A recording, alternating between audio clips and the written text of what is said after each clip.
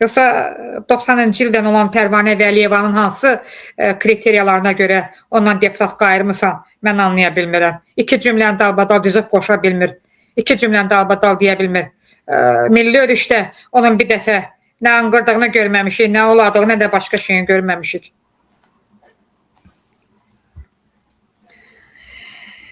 Deməli, mənim bir qeyd etdiyim İsfəndiyar Möhbalıyevin Dubaydakı mülklərinin hamısı deyil. Onun Dubayda qiyməti 815 min, 1 milyon 200 min arasında dəyişən 2 otaqlı və qiyməti 4 milyondan 200 milyon dollara qədər olan 3 otaqlı mənzilləri də var. Eyni zamanda gəlini Safiyə boşansa belə familiyasını hələ dəyişməyibdir. Safiyə Möhbalıyevanın da Dubayda qızıl zinətlə bahalı brend saatlarının, aksesuarların satışı ilə məşğul olan obyektləri var. Bax, hardandır sizdə bu pullar? Mən bu suallara cavab tapa bilmirəm. Bu sualın ancaq bir dənə cavabı var. O da Azərbaycan xalqına verilməyən uşaq pullarıdır. Qazilərə verilməyən onların haqqıdır. Azərbaycan xalqına verilməyən əmək haqqıdır. Səhərdən axşama qədər eşşək kimi işlədirsə cəmaatı, amma onların pullarını vermirsiniz.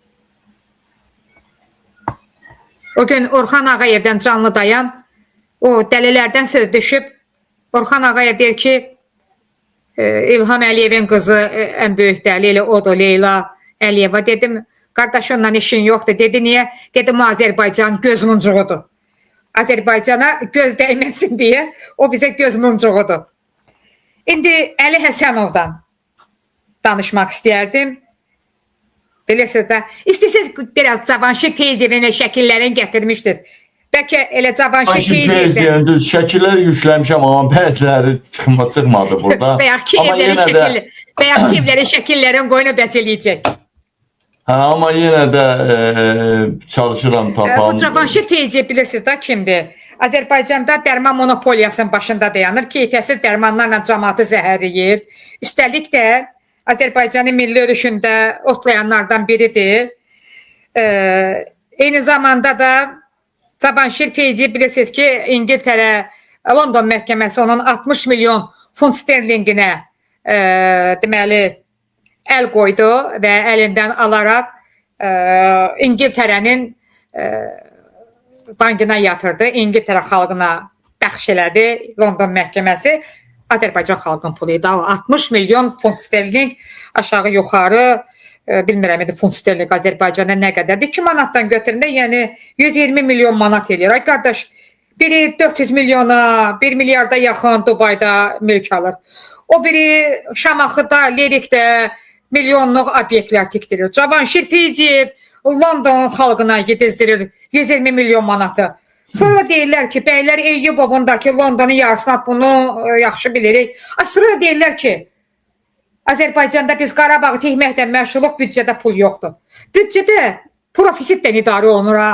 Yəni, Sahil Babayev özü deyib ki, 350 milyon artıq gəlirlə büdcə deməli idarə olunur. Bəs bu pullar hara gedir? Maaşı artırmırsan, pensiya artırmırsan, Azərbaycanda təhsilin səviyyəsini qaldırmırsan, səhiyyənin səviyyəsini qaldırmırsan. Azərbaycanda infrastruktur sıfır səviyyəsində yağış yağan kimi Bakı, Ağdaş, Xankəndi kanalizasiya sularının içində üzür. Bəs bu pullar hara gedir? Şəhər salma yox Azərbaycanda. Qarabağda tikinti yox, Qarabağda xəstəxanalar yox, məktəb yox, təhsil yox, səhiyyə yox, təkrarlayıram. Bəs bu pullar hara gedir? Deyim hara gedir? Bəyənmədiyin Avropadakı banklara yatırırsan ora, offshordan keçirərək. Yatırırsan ora. Amma İlham Əliyev, Mehriban Əliyeva, mən niyə görə ən çox sınavınıza çəkirəm? Çünki istəsək də, istəməsək də İlham Əliyev, arvadların tumanlarından sənin başının, üzr istəyirəm, sənin adın çıxıbdır. Yəni o müəllim adına ləkələrdən gedir söhbət. Sessiz balıq başdan eylənir. Ölkə prezident tipli respublikadır. Parlament tipli respublika deyil ki biz deputatlardan yaxasına yapışaq. Deputatların formalaşdırdığı Nazirlər Kabinetinin yaxasından yapışaq. Ölkə prezident tipli respublikadır desən də prezidentsən. İstəsək də, istəməsək də. Adın o qrafiyaya yazılıbdır.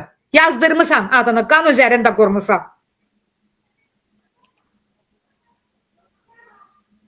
Hanı bəs o profit pullar? Hanı o neft fondundan gələn gəlirlər? Hara gedir? Niyə Azərbaycandan mənə yazmalıdır ki, 4 uşağımın əyninə başına mən qabaqdan məktəb gəlir, məni alıb ayaqqabı ala bilməyəcəyəm. Pal-paltar ala bilməyəcəyəm, ay Bəniz xanım. Niyə bizdən kömək istəsinlər? Niyə ümidlərini bizə bağlasınlar? Ümidlərini sənə bağlamalıdırlar onlar, İlham Əliyev. Amma sən xalqın ümidini artıq kəsmisən. Budur mu sənin xalqa verdiyin söz? Əlini Qurana basaraq, konstitusiyaya basaraq, xalq bayrağı öpərək, xalqın qarşısında verdiyin sözləri əməl etməyin budur mu İlham Əliyev? Biz səndən nə istəyirik İlham Əliyev? Xalq normal yaşasın. Azərbaycan nə əhalisi var? Rəsmi statistikanı götürməsə 7-8 milyon əhali yoxdur. Yəni Avropadakılar da geri qaysa, Rusiyadakılar da geri qaysa 7-8 milyon əhali yoxdur. Sən o 7-8 milyon əhalini yağbal içində yaşada bilərdin İlham Əliyev. 2003-cü ildə sənin qan gölündə hakimiyyəti ələ keçirməyinə göz yumardıq. 2003-cü ildən sonra. Əgər sən hakimiyyətə gəldiyin gündən etibarən Azərbaycan xalqının sosial rifahını yaxşılaşdırsaydın, təhsili ən yüksək səviyyədə eləsəydin, səhiyyəni ən yüksək səviyyədə eləsəydin, Azərbaycanda insan haqlarını ən yüksək səviyyədə eləsəydin, biz hər şeyə göz yumacaqdıq. Korrupsiyanı yox eləsəydin, Azərbaycanda korrupsiya, bütün sahələrdə Azərbaycanda korrupsiya mövcuddur. O günlərim deyirdin ki, korrupsiya sıfır. Amma Qabil bəyin verilişində səndən sonra dedim, Qabil bəy bir dəqiqə gözlə, telefonla göstərdim Mingəçevir şəhər sakini. Oğlundan 4000 manat pul istəyirlər işə düzəltmək üçün. Yəni sənin nakauta saldım. Bir informasiya ilə, bir deyil, iki deyil. Bütün sahələr Azərbaycanda korrupsiyalaşıb, rüşvətxorlaşıb. Kimdir günahkar? Sənsən İlham Əliyev günahkar. Mehribanı tullayıram qırağa. Ölkənin prezidenti sənsən. Ölkəyə cavabdeh olan şəxs sənsən. Azərbaycanda insanlar rüşvət verməsə işə qəbul ola bilmirlər. Adi xadimə girmək üçün bir işə 2000-2500 manat pul verirlər. Nə vaxta qədər bu davam eləyəcək?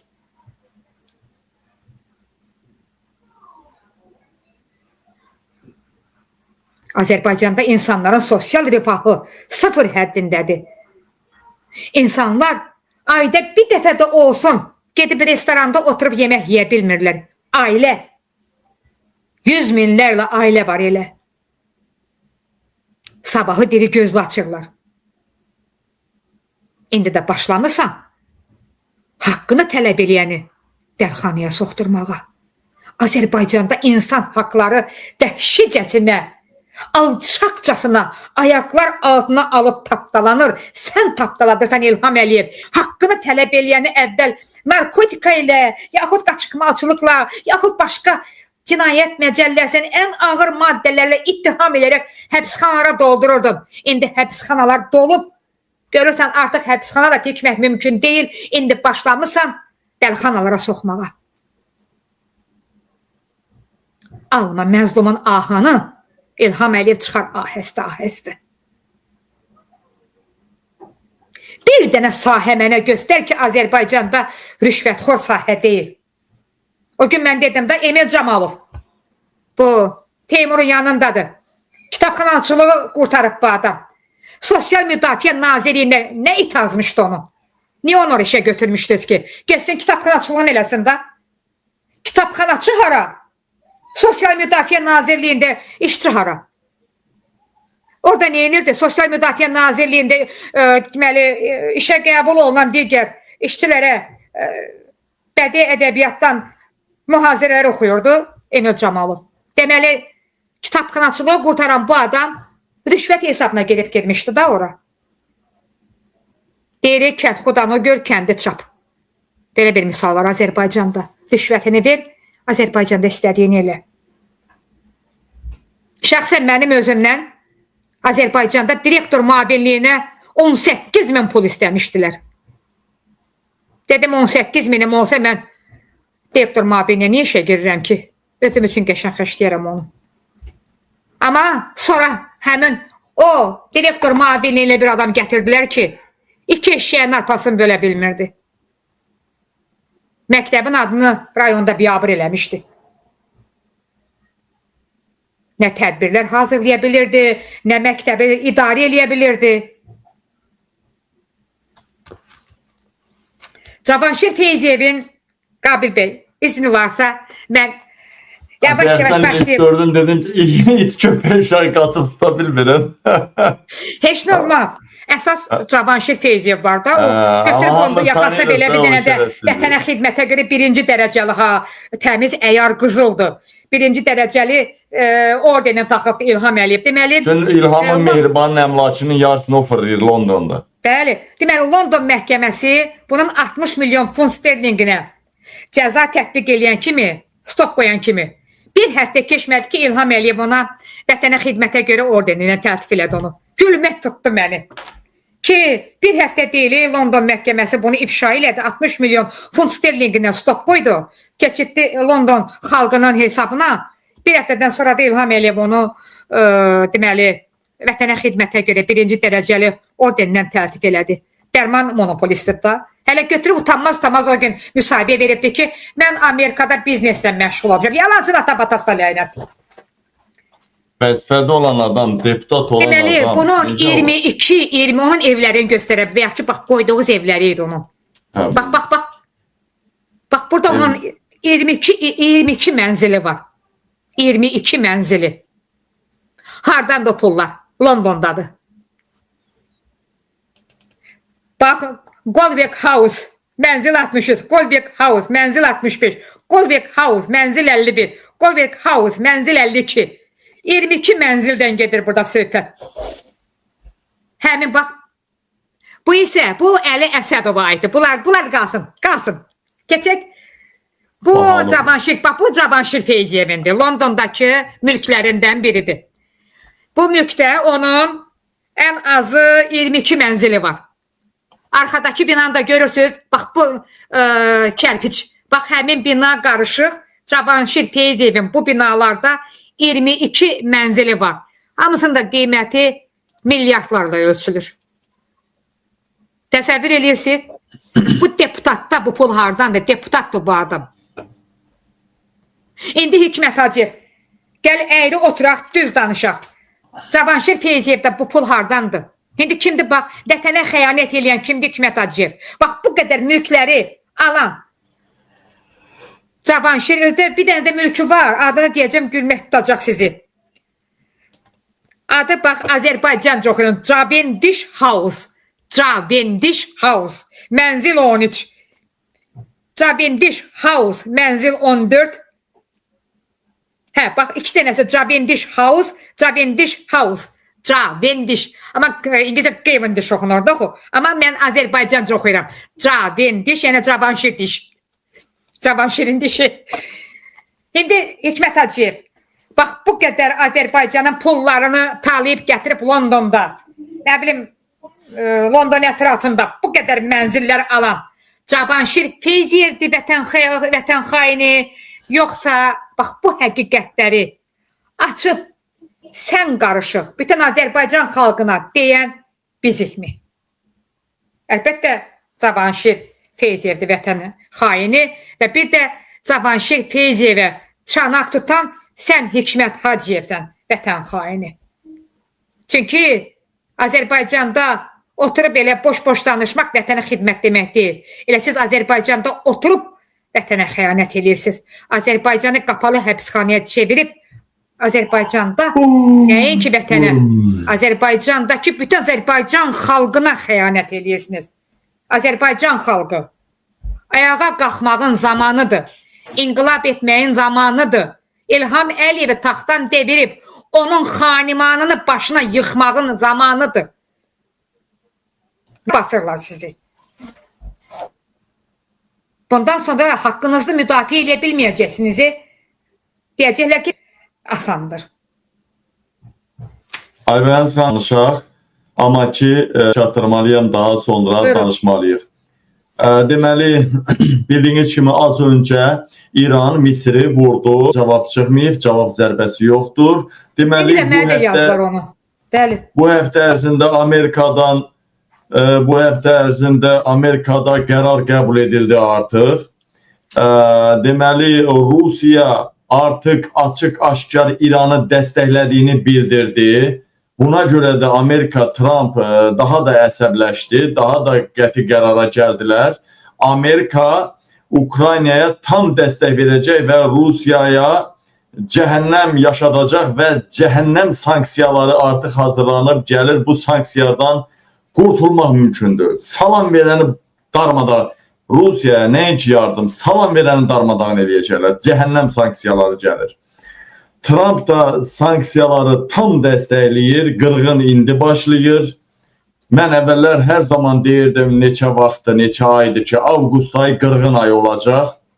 Avqust ayı qırğın düşəcək və İlhamı pis günə qoyacaqlar. Bir tərəfdə Amerika, Ukrayna və onların ətrafında Britaniya, Avropa koalisiyası, bir tərəfdən də Rusiya və İran. Deməli, daha Avropa deyil İlhamın nazınla oynasın. İlhamın orasını burasını dəstəkləsin. Bir tərəfdə dəli Trumpla başdan xarab dəli Netanyahu var. Birbaşa başları üzə. Qabil bir dənə söz deyim. Bir dənə bunu demək Netanyahu'dan bağlı deyirəm. Netanyahu Hikmət Hacıyevin ağzına ayaqqabısını soxmuş, yadınızdadır. Hə. Çalışın Aybəniz xanım, heç vaxt mən bu xəbərləri deyəndə söz kəsməyin. Çünki ya da siz deyəndə mən kəsməyim. Çünki bunu paylaşırlar cəmaət. Yadımdan çıxacaq, ona görə deyirəm. Yadımdan çıxmasın. Bir quruçka götürün, qeyd edin. Çünki paylaşacaqlar. Hə. Deməli, dəyərli həmvətənlərim, dəyərli soydaşlarım, bir tərəfdə dəli Trumpdan dəli Netanyahu, heç bir acımasız Netanyahu, bir tərəfdə deməli, digər tərəfdə bandit Putinlə başdan xarab farslar. Yəni, İlham Əliyev bunlar arasında seçim eləməlidir. Nəzərinizə çatdırım ki, İlham Əliyevin biznesi Qərbdən, Amerikadan, Netanyahu'dan asılıdır. Amma həyatı, hakimiyyətinin dayaq sütunları İrandan və Rusiyadan. Yəni, həyatı, yəni başına bombalar tökülüb ölməməsi, bir gecədə yox olmaması, yəni belə deyək. Zaten Amerika Netanyahu da yox edir, amma belə götürəndə bunlar biraz, necə deyərlər, ilımlıdır bunların işi ki, sərt deyil. Dəyərli məsələn, dəyərli soydaşlarım, hakimiyyət seçim eləməlidir bu həftə ərzində. Daha oyun oynamaq yoxdur. Mən onun yanındayım, mən bunun qucağındayım, mən iki tərəfli, balanslı. Söktardı. Söktardı artıq. Əsl savaş avqustun 1-dən başlayacaq. Əsl savaş. Əsl savaş avqust ayında başlayacaq və İlham Əliyev Rusiya, İran tərəfi seçsə, o tərəf öldürəcək. O tərəfi seçsə, Amerika ilə İsrail tərəfi seçsə, bu tərəf öldürəcək. Bir dənə ortanı qatan, bir balaca ürək bulandıran Erdoğan idi. Erdoğan'ı da deyəsən yox eləyiblər daha, səsi çıxmayacaq. Artıq avqust ayında İlham Əliyevin halvasını pişirə bilərik desək, yalan olmaz. Avqust ayı üçün mənə çox böyük Amerikadan yazırlar. Burada mənə birbaşa hər yerdən yazırlar ki, vəziyyət çox pisdir İlham Əliyev üçün dəyərlənmədən. Bundan başqa Zelenski nə dedi, buna da bir diqqət. Zelenski Rusiya bir neçə gün öncədən geniş miqyaslı hücumlara hazırlaşırdı və bunu bugün gecə baş vermə ehtimalı yüksəkdir. Amerika gəmisinə Misir sahillərində hücum etdilər. Misir sahillerini İran, Misri vurdu. ABŞ gəmilərini də vurdu orada və vəziyyət daha da savaşın coğrafiyası genişlənir. Uzun sözün qısası Amerikada qərar verildi. İlham Əliyev ya Netanyahu, Trump tərəf seçməlidir, yəni Qərbi, Avropanı, Britaniyanı, ya da İranla Rusiyanı seçməlidir. O tərəf seçsə, o tərəf öldürəcək, bu tərəf seçsə, bu tərəf öldürəcək. Yenə mən uzatmaq istəmirəm, yenə xırdalamaq istəmirəm. Yəni Paşinyanla kimin nə işi var? Tərəfini seçibdir. Yəni elə bil ki, qonşunun qızı gəzir, lisanə dəxli var. Amma o səndən sevgili olubsa, o səndən dost olubsa, o səndən yeyib içibsə, səndən bir əhd peyman bağlayıbsa, sənin sirrini bilirsə, artıq onun əxlaqsızlığı sənə yer eləyəcək. Sən onu birbaşa ya döndərməyə, ya öldürməyə çalışacaqsın. Axı sənin sirrini bilir. İndi yəni İlham Əliyev İran tərəfdən də öhdəlik götürüb ki, sizdən işim yoxdur. İsrail tərəfə də öhdəlik götürüb ki, nə desəniz onu eləməyə hazıram. İndi yəni bilirsinizmi, İlham Əliyevin ən pis xüsusiyyəti nədir? İlham Əliyevin ən pis xüsusiyyətlərindən biri odur ki, İlham Əliyev arvadı və özü çox girişdi. Putinin yatağına qədər getdilər. Netanyahu'nun yatağına qədər getdilər. Kral ailəsinin, Rockefeller ailəsinin süfrəsinə qədər getdilər, çıxdılar. Yəni bütün cinayətlərini bunun kim bağlayır? Astor ailəsi. Yəni bütün bu, yəni İlham Əliyev həm pul buraxdı böyük qüvvələrə, həm də ailə sirlərini bildi. Üstəlik də hər tərəfə də zərbə vurdu, xəyanət elədi. Xəyanətin ən böyük hissəsi bunun sirrini ona daşıdı. Onun sirrini buna daşıdı. İndi hər kəs İlham Əliyevin öldürməyin peşindədir. Bax, bunu açıq deyirəm. Hər kəs İlham Əliyevi öldürməyin peşindədir. İndi bu mənə bu gecə vaxtı gələn məlumatdır. Bilirsiniz, Amerikada məxfi toplantı olmalıydı. Mən o toplantıdan sizə nələrsə çatdırmağa çalışdım. Bu arada çox təşəkkür edirəm. Baxa bir buna.